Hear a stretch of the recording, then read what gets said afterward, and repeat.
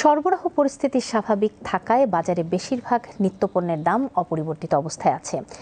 কিছুটা কমতির ধারায় ব্রয়লার মুরগি ও ডিমের দাম। এছাড়া স্থানভেদে আদা, রসুন, পেঁয়াজ সহ বেশ কটি পণ্য কিছুটা হলেও কমে মিলছে। তবে বোরোর এই মৌসুমে প্রধান খাদ্যপণ্য চালের কিছুটা হলেও বাড়তি দর প্রবণতা নিয়ে প্রশ্ন উঠেছে।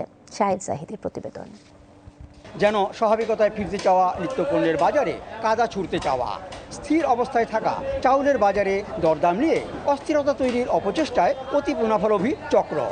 আর এই নিয়ে কথা উঠেছে বাজারে বাজারে। বেশিরভাগ নিত্যপণ্যের দামই এখন ওঠানামাহীন, কিন্তু মৌসুম হওয়া সত্ত্বেও চাউলের দাম বাড়ানোর প্রবণতা অস্বস্তিতে ফেলেছে ক্রেতা সাধারণকে।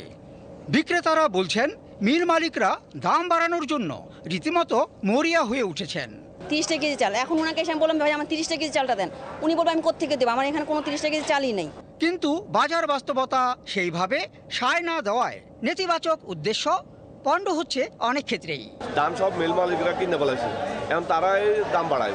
এই সময়টায় সরবরাহ পরিস্থিতি ঠিক থাকায় বিভিন্ন ভোগ্যপণ্যের দর আগের জায়গাতেই আছে। ঈদের সময় যে পরিস্থিতি ছিল ওই পরিস্থিতি আছে, কিছু উঠানামা হয় নাই। অবশ্য ছুটির দিন হওয়ায় মাছ কিনতে কিছুটা বাড়তি গুনতে হচ্ছে।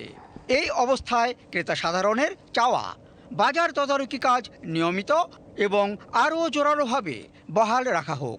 কারো কারো ভাষ্য, বাজার এবং পণ্যের দরদাম নিয়ে অনিয়ম রোধে ঠিকমতো নজরদারি চলছে কিনা সেটিও নজরদারির আওতায় আনা জরুরি। তাই তো লাগামহীন মুনাফা প্রবৃত্তি কিংবা কারসাজির মানসিকতা থেকে সরে এসে যৌক্তিক মুনাফা তুলতে ব্যবসায়ীদের উদ্বুদ্ধ করতেই হবে। অভিমত নাগরিক সমাজের। Shahed Zahidi, BTV news, Dhaka.